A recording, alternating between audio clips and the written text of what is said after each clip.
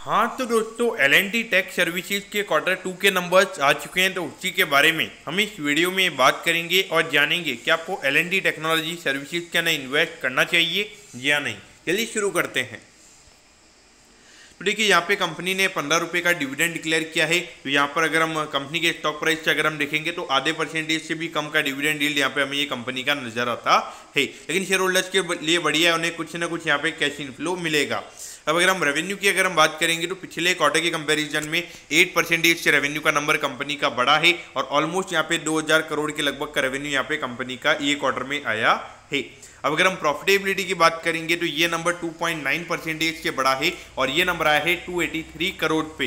यहाँ पे गलती से लिख दिया है, लेकिन ये नंबर आया है 283 करोड़ पे। तो देखा जाए तो यहाँ पे कंपनी का जो नेट प्रॉफिट का नंबर है वो हमें नेगेटिव में जाता हुआ नजर नहीं आया है। और अगर आप देखोगे तो यहाँ पे जो वेज इन्फ्लेशन की प्रॉब्लम हुई है, यहाँ पे जो एम्प्लॉइज की सैलरी अभी बढ़ी है, तो इसकी वजह से यहाँ पे जो नेट प्रॉफिट के मार्जिन है वो क्वार्टरली बेसिस पे हमें कम होते हुए नजर आ रहे हैं।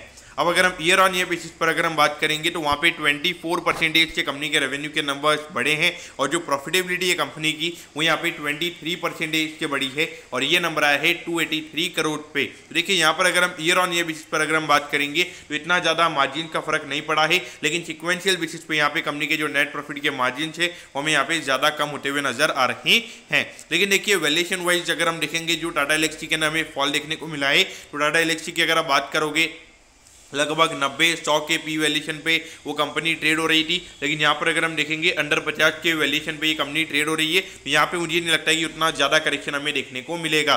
तो ऑल्दो मेरे ख्याल से नंबर्स यहाँ पे कंपनी के अच्छे हैं और काफ़ी ग्रोथ इंडस्ट्री में ये कंपनी काम कर रही है। तो मेरे ख्याल से long term point of view से डेफिनेटली अगर आपको इन्वेस्ट करना है तो आप यहाँ पे इन्वेस्ट कर सकते हैं। और अगर short term point of view से भी अगर हम देखेंगे तो दोनों ही बेसिस के नंबर अगर आप देखोगे तो वहाँ पे कोई नेगेटिव ग्रोथ के नंबर नहीं है, तो वो मेरे ख्याल से मार्केट यहाँ पे पॉजिटिव वे में ले सकता है। तो अगर यहाँ पे नेस्डैक वगैरह अगर 5-6% अगर ऊपर जाते हैं तो मेरे ख्याल से शॉर्ट टर्म में यहाँ पे लगभग 4000 रुपये के लगभग ये स्टॉक जा सकता है। Long term point of view से अगर आपने इन्वेस्ट किया हुआ है तो बने रहिए। अगर इन्वेस्ट करना चाहते हैं तो मेरे ख्याल से ये बेस्ट टाइम रहेगा L&T टेक के ना इन्वेस्ट करने का।